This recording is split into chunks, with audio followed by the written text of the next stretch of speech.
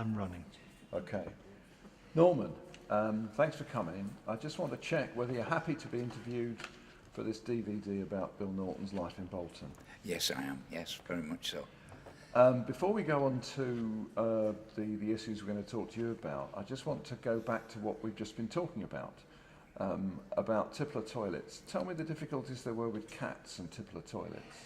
Well, the thing was, I don't know what it was with cats, but they're always being sort of rescued from a Tippler toilet.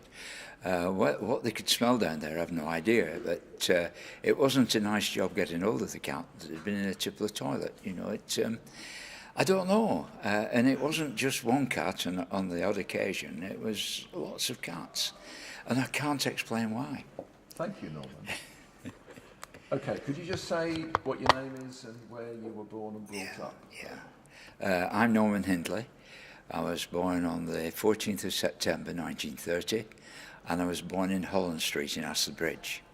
And Astley-Bridge in those days, although it was part of Bolton, it was still a village.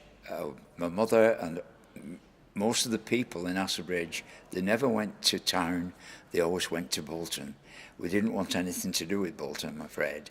And actually, it didn't become 100% part of Bolton until 1948. We were very fortunate that we had a lot of green areas around where we lived. In Holland Street, we were only, as the crow flies, 200 to 300 yards from miles and miles of countryside. So we were very lucky there.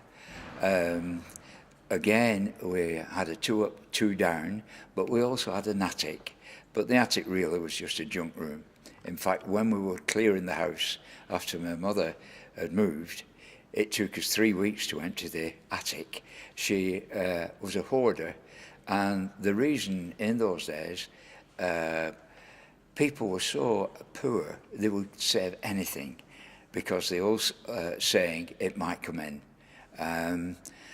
We, like Alan, we had a backyard there, and we had a lean-to shed in the backyard. And I remember my dad, if he did any decorating, any painting, he wouldn't throw the part tins away. And we had about 40 part tins of paint in the shed, including, I don't know why, but my mother had 4 duo buckets, and also brushes and squeezers, possers. There was all kinds of, it was a landscape really. But as I say, my mother wouldn't throw anything away. In fact, we had 7 galvanized buckets. Now, I don't know why we had 7, but I think it's because if anybody was throwing a bucket out, my mother would get it. The house itself was, as I said, 2 up, 2 down. We had a 3 by 2.5 carpet in the front room, and the rest of the room, or the floor, we had oilcloth. Today we call it linoleum, but in those days it was oilcloth. And one of the things about oilcloth was the pattern rubbed away with people walking on it. But you didn't throw it away, you couldn't afford to throw it away. And it may come in for the vestibule, little room, entrance hall, if you will, and you could use it there, or you could use it upstairs. You would find in those days, if anybody came to see you and they hadn't been through the house, you never got your foot on the bottom step of the stairs. It was hallowed ground above the stairs. Whereas today, if you go to somebody's house, they take you all round. But there, so you could use 3 or 4 different patterns of wallpaper, of oilcloth in the bedroom. We couldn't afford a carpet in the kitchen, and until 1934, my mother every Friday night used to scrub the kitchen floor. She used to use a donkey stone, which is a little soft stone, which can help to bring brightness out of the flags. And but in 1934, my mum and dad must have come into some money because they bought some coconut matting. And great stuff this, actually. If you put it down and you swept up for a week without sweeping under the matting, when you took the matting up, you had the design of the matting in the dust, and it's quite amazing, really. Of course, the kitchen was, we had a kitchenette. We were really upmarket with this kitchenette, but we also had cupboards, built-in cupboards, and we always said, things on the top shelf, if anybody looks on the top shelf, you might as well throw that stuff away because it's stuff that might come in and never does. And we had the top shelf was cupboards. The second shelf was our medicine chest, and you used to accumulate medicine. You might start off with a bottle of all fours if you've got a cough, and then it's only half full when it's finished with. But 4 years later, if you had a cough, you go back to this bottle of medicine, of cough mixture, which is 4 years old, whereas today we have sell-by dates in. But what you did, you accumulated so much patent medicines. You could have 20 or 30 different types of patent medicines, Carter's little liver pills. There's so many things. Thermogene wadding, if you had a bad back, Thermogene wadding. They were on the second shelf, and then the pots on the so on and so forth. Thanks, Norman. That's great. I'd like you to talk about the impact of your father's unemployment. Right, yeah. During the 30s. Yeah. Well, during the 30s, in 1929-30, my dad worked at Dobson and Barlow's engineering works in Waterloo Street. And they decided, although they'd moved to Bradley-Ford way back in about 1901, the main factory was in Waterloo Street, but in 1930 they decided to move the main factory over to Bradley-Fold. And a lot of men lost their jobs, up to 1,000 men lost their jobs, including my granddad and my dad, in 1930-31, not too sure which year. And sadly, my dad couldn't get a job. He was on the dole, and he was on 23 and sixpence, which is £1.17, near enough, a week. And for 7 years, he couldn't get a full-time job. He was more or less doing part-time work. He'd get 3 days in winter, if you remember, or we remember, they had snow shifters on the main roads, shifting the snow into wagons, and he'd get 3 days snow shifting, or if a carrier wanted a labourer, he'd go and labour for the carrier for 2 or 3 days. So life was very hard, but the thing is, one of the good things, if you can call it good, we didn't know how poor we were as children. We were just in the same boat as the people next door. They had very little money, we had very little money. And a lot of our entertainment we made ourselves, no expensive electronic gadgets or things like that. You do all kinds of things. But coming back to my dad, eventually he did get a job at Hill Davidson's. It's a towel weaving mill, or it was. And the reason he got a job there was 3 brothers. My dad had 2 other brothers, and both of them worked at Hill Davidson's. And one of them had to go into hospital. And the boss said to one of the brothers, to my Uncle Fred, do you know anybody that could stand in for Bert while he's away? And Uncle Fred said, yeah, Norman, my dad. And so he went working there for 2 weeks. And they said to my dad, right, we'd like to keep you on. You're a good worker. Well, he was on 23 and sixpence on the dole, and they offered him 24 shillings. And he said, well, no, I'm not coming to work for sixpence a week. And so they offered him 24 and sixpence, and he went for that extra sixpence there. And he worked there until he retired he was about 63 when he retired. Sadly, he had a heart attack, and he retired then. Became the warehouse manager, and overlooking all the stores and other things in the warehouse. Thank you. You told me earlier about not knowing how poor you were, and there was one occasion, I think you were in a chip shop and you were... Yeah, yes, I know that. Yeah, I forgot that one. No, what it was, we were really poor, and my mother said, will you go to the chip shop and get a pennyworth of chips? And for some reason or other, I don't know why, even to this day, I didn't like peas when I was a young lad. But they did a penny mix, which was half peas and half chips. And for some unknown reason, I got a penny mix. And when I got back home, my mother had got a pan of peas on that she'd soaked overnight and cooked them in the morning. And I didn't realise at that time that was the last penny that my mother had. And I wasted a halfpenny of it on some peas because she already had some. I can't remember whether I got told off. There would be disappointment from my mother because it was the last penny.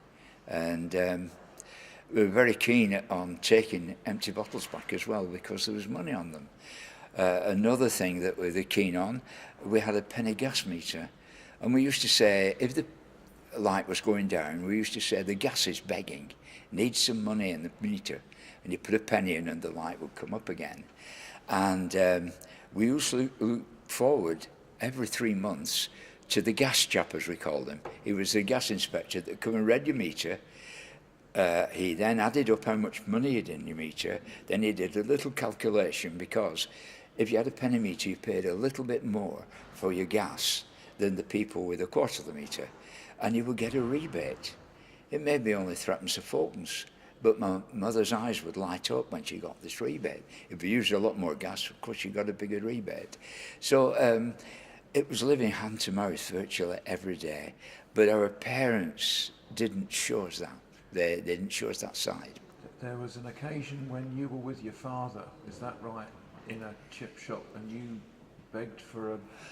That's right, you're right. I remember it was a bottle of Magnet pop. I don't know what flavour, but the name of the pop was Magnet, and it was threepence. And it was twopence with a penny on the bottle. And I mothered my dad and mithered him for one of these. I didn't know that he was so poor, really, he couldn't afford the threepence. But he gave me threepence and I got my bottle of pop.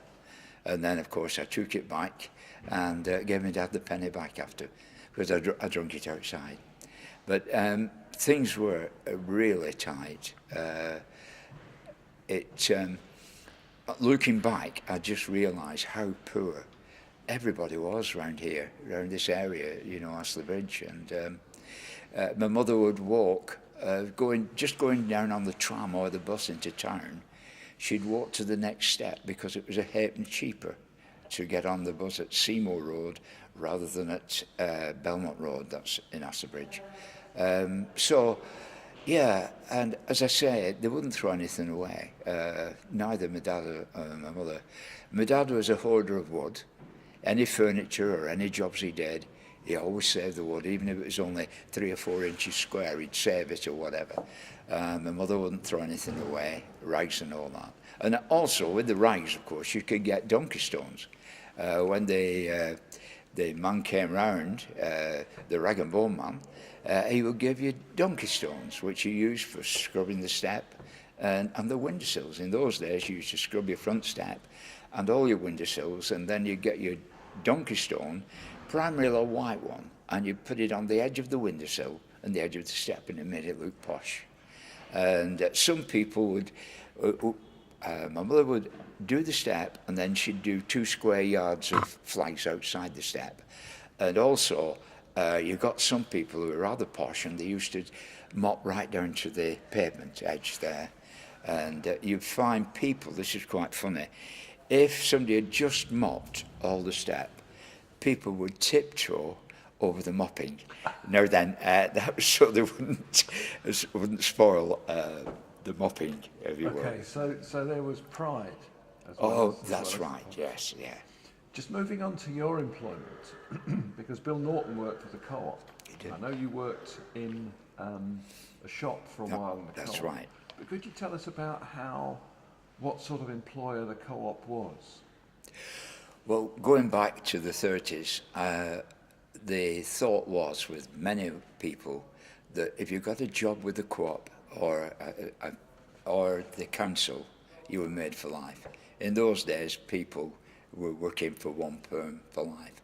At the Co-op, it was a very happy place to work at. We worked very hard, and the wage wasn't too bad, actually.